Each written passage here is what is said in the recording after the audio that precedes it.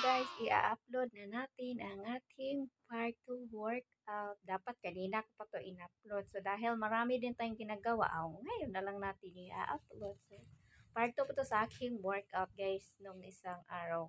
Wow! Dahil masikip-sikip na tong aking gallery, i-upload natin to para hindi magka-space-space na naman siya. Charing. So anyway, disclaimer guys, sa mga taong hindi gusto ang video na to, please skip the video and maghanap kayo ng video gusto nyong panoorin.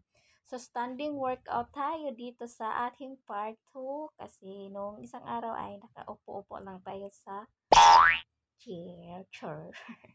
So ngayon, standing is the key. Standing is the key para lumiit yung ating baywang.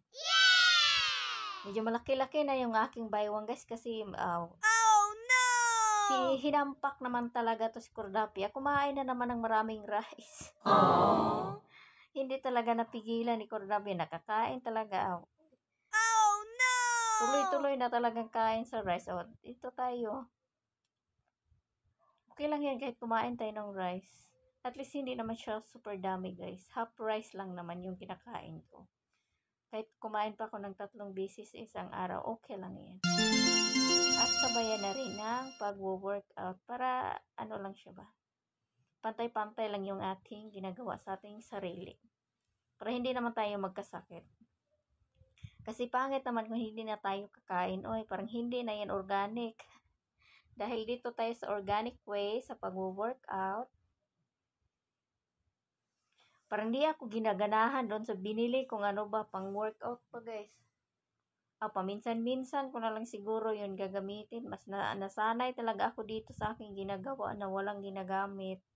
Parang ano ako dito ba, comfortable ako sa aking ginagawa ba kasi makagalaw-galaw ako ng bonggang-bongga. So mabilis lang tong ano guys, aking workout. Nasa 5 minutes and 54 seconds. It's almost 6 minutes. So, hindi tayo mag-upload ng mahaba-habang workout kasi wala naman masyadong nanonood sa atin kasi hindi pa naman tayo kasikatan, 'di ba? So, kailangan lang natin mag-present kay Boss M para hindi tayo ba pagkatanggalin na natin niya ako ba sa sa vlog. Charing. Baka hindi na tayo sa sahuran ba? Baka hindi na yun ibigay niya sa akin yung sahod ko na hindi pa na napulipid. Hinihintay ko pa yon. Marami nang bayarin yan. Kahit pa sintabo-sintabo lang ba, at saka meron pa din tayong kahati-hati. Dahil every sahod natin, kaltas talaga sa sa tax. Diba? Hindi talaga pwedeng walang tax tayong bayaran. So, okay lang yan. At least may natira. May tayo ba, may mabili tayo sa ating pag-import sa pagbablog kahit hindi pa tayo kasikatan. So hintayin natin mag 2050 baka milyon na 'yon ating views ba. Kung ngayon nasa 100, 300 lang tayo, okay lang 'yon, at least may nanood. Kimbot. Kung tamad-tamad ka talaga guys mag-workout, ikimbot-kimbot mo na lang yung baywang mong malaki. Lalo na kung nag-layer na yung bell-bell mo. Charing lang guys Normal lang yan magka-bell-bell tayo dahil kumakain tayo, no? Food is life, diba? So, ganon. Simple lang good yung ginagawa ni Cordapia. Chill-chill lang sa cell, papawis-pawis. Kasi hindi naman tayo super taba, no? Na kailangan natin magbongga-bonggang workout. So, simplihang workout lang. Parang wala ka lang ginagawa ba? Kembot mo. Galing-galing mo. Oh, yeah.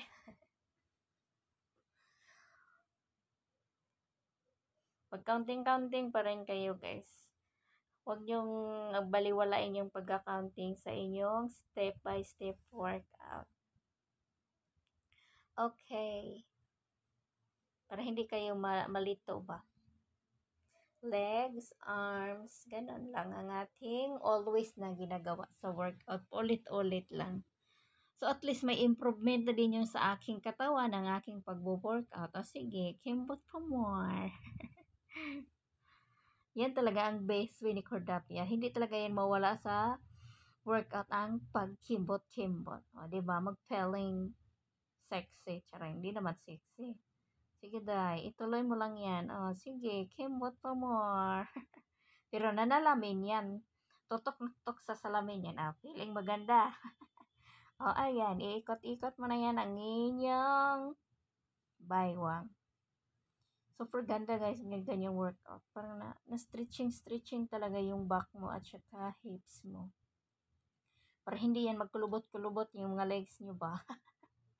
Para hindi matubuan ng mga stretch mark.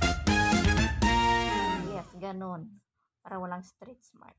So, dito na tayo mag-i-end guys. Thanks for watching and see you to my next video. Bye-bye! And thank you sa aking mga new